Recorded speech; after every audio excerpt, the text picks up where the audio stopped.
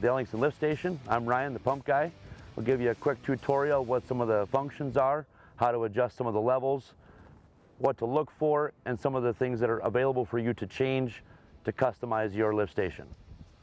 We'll start by looking at the VFD. Power's been hooked up. We'll take a quick walk around. We'll go through some of the functionality and how it's been preset for you already from the factory. All tailor adjustable. So as you can see, we provided some instructions, some easy instructional tutorial how to understand how we've set it up. There's 3 easy, simple settings. We have set this one up on the top setting. Shows you the on level, the off level, which mode and how to understand it and how to interpret it. It also shows you the easy, simple parameter change technique, how to go through it, how to save it, and also how to put it into manual mode and correctly run it in manual, and how to shut it off when you're done. We've also provided a list of parameters inside the cabinet for a quick reference guide to understand what we've changed on the VFD in the event that we have to change one out, or if you just want to understand how it works a little better. So basically there's a few simple functions. We have a manual and automatic switch, which manual means you have to physically be standing at the lift station to run it. The only way it'll run when it's in manual is to physically hit the forward button to start the pump. In order to stop it, once you've hit the forward key, you just hit the simple stop key, the pump will stop. When you flip the switch to automatic, that would then use the level transducer. This is the automatic mode. The water rises up the bottom of the tube, it builds pressure. At a certain point of pressure, which has been preset, the pump turns on. As the water goes down, it loses pressure, and then the pump shuts off. It's imperative that this stays airtight and sealed up, just so it doesn't move and it's not damaged in any way, shape, or form. So this seal needs to be airtight because this does hold air pressure. We provide a wiring diagram inside for electrician. Make sure you're following all the standard codes for the wiring and getting it all done properly. Simple operation. Looking at the instructional on the inside, to look at your level transducer, you simply go to DRV97, which tells you your level sensor, which then you just hit the down key twice. It shows you the level of the water in the tank. You can see it's at 0.06 right now. According to what we've set it at, it doesn't turn on until 2.0. So it's going to come up a little bit before the pump actually turns on.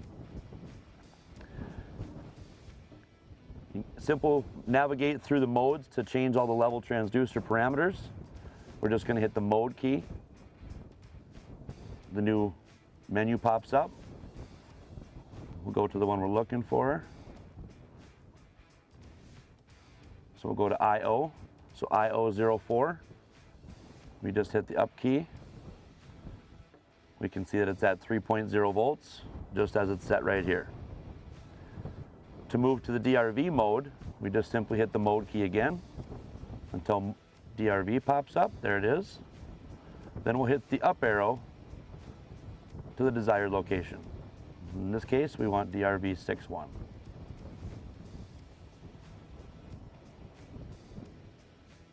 At DRV 6.1, we're at 2.0, just as you see here.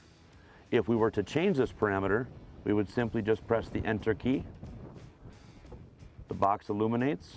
We would just arrow over to the number we want to change it to the appropriate level. Once we're done, we hit the enter key. The parameter is then stored. Moving on to the next one, we want to go back to the IO, so we'll hit the mode key until IO appears. There we are. We want IO02, so we'll hit the up arrow to 02.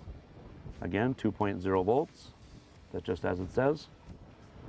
And once again, we'll hit the mode key and go back to DRV. And we'll check DRV 6.2.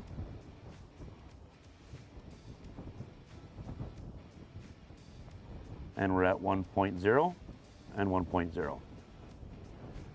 So if we wanted to change it, again, we would just hit the enter key, hit the arrow over key until the number we want to change lights up, change it to the value we want, and then hit the enter key. Once you're done changing any parameters and understanding how the parameters work, once you're done, you'll want to save it. In order to save it, we need to go to the FG2 mode as listed right here on the bottom, FG295.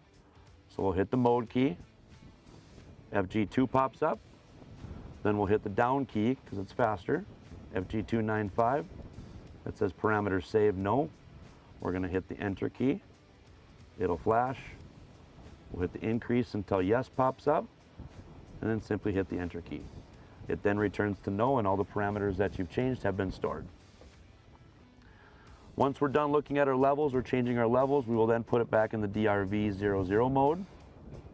So we just hit the mode key until DRV shows up, 00, and this is our home screen where we'll just leave it so we can see what the functions are. It tells us if the pump is running, at what speed it's running, and the discharge pumps of the motor in 3-phase amps.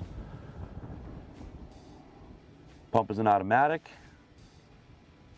manual and automatic switch located around the front cover. In this case, we leave it in automatic because we want it to run automatically. A couple functions inside the box we want to note.